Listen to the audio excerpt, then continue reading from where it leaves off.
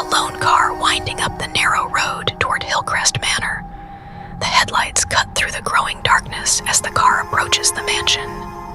It pulls to a stop in front of the wrought iron gates, which creak open as if welcoming the arrival. John, a man in his late 30s, carrying a backpack and a camera.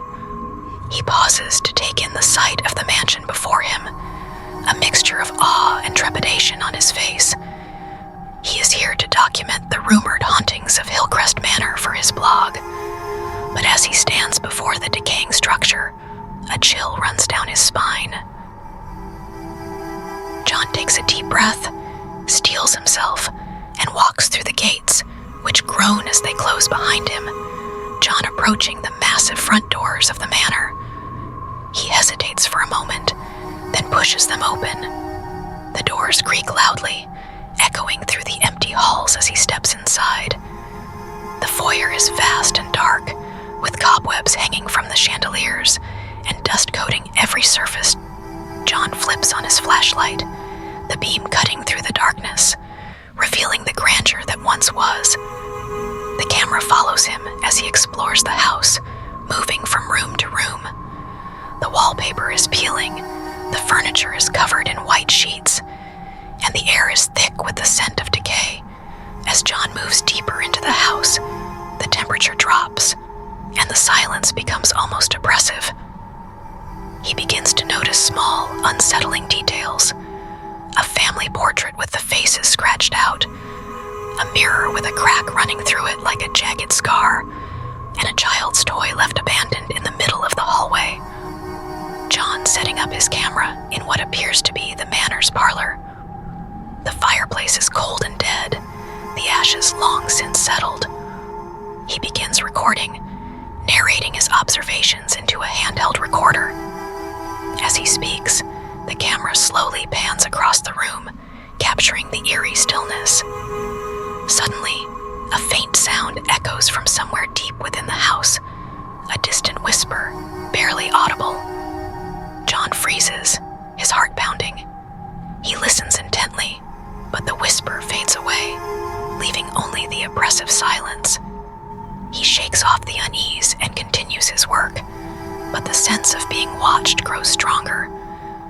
The shadows in the corners of the room seem to stretch and shift as if something is lurking just out of sight. John tries to ignore it, focusing on his camera, but as he reviews the footage, he notices something strange, a fleeting shadow passing behind him, something that wasn't there when he was recording. He rewinds the footage, but the shadow is gone, as if it never existed.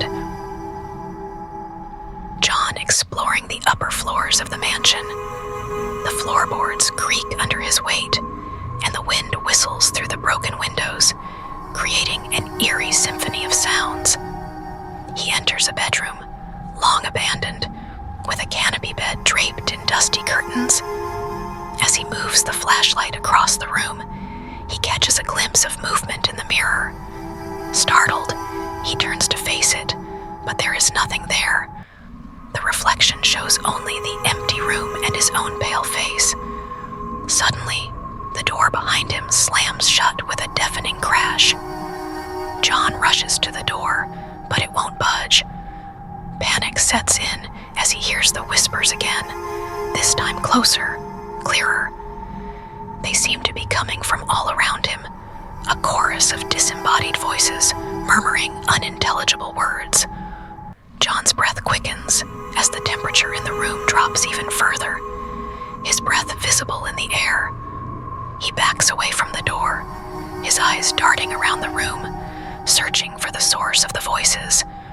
The camera pans to the mirror, where a dark figure now stands behind him, a tall, shadowy silhouette with no discernible features. John spins around, but the room is empty. He turns back to the mirror, and the figure is gone. The whispers stop, leaving him alone in the freezing silence. John in the hallway, moving quickly, his flashlight beam trembling as he searches for a way out. The house seems to have changed. Corridors that once led to familiar rooms now twist and turn into unfamiliar passages. The walls feel closer, the ceiling lower, as if the house itself is closing in on him. He stumbles upon a staircase leading down to the basement, the door to which stands ominously open. Despite his better judgment, John descends into the darkness, the steps creaking underfoot. The basement is a labyrinth of shadows, the air damp and cold. As he ventures deeper, the walls close in and the whispers return, louder and more insistent.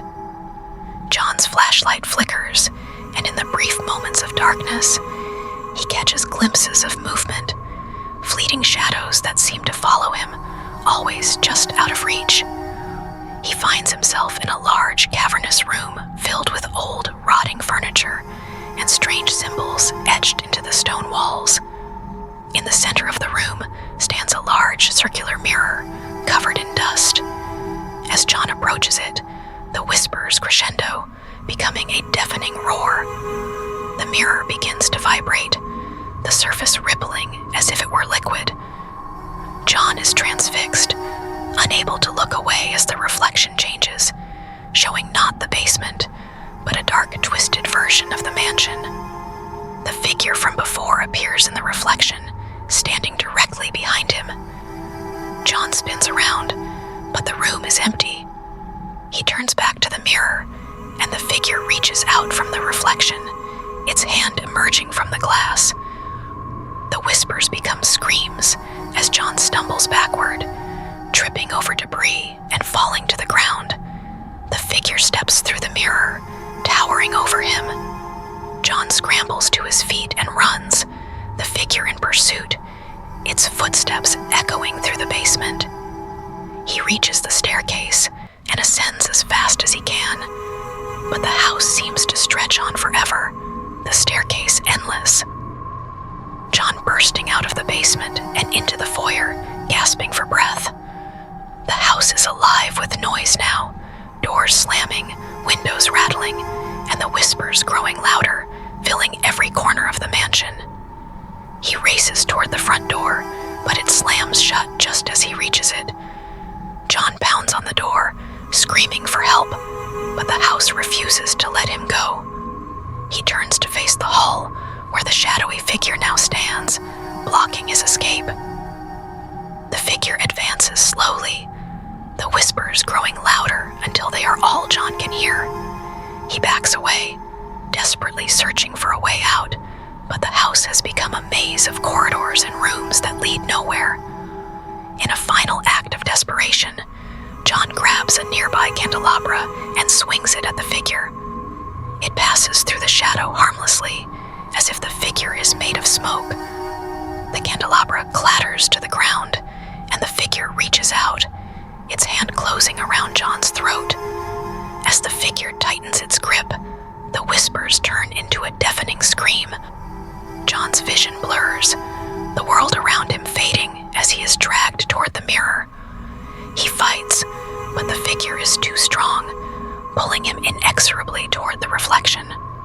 The last thing John sees before he is pulled into the mirror is his own terrified reflection, his face contorted in fear as he disappears into the darkness.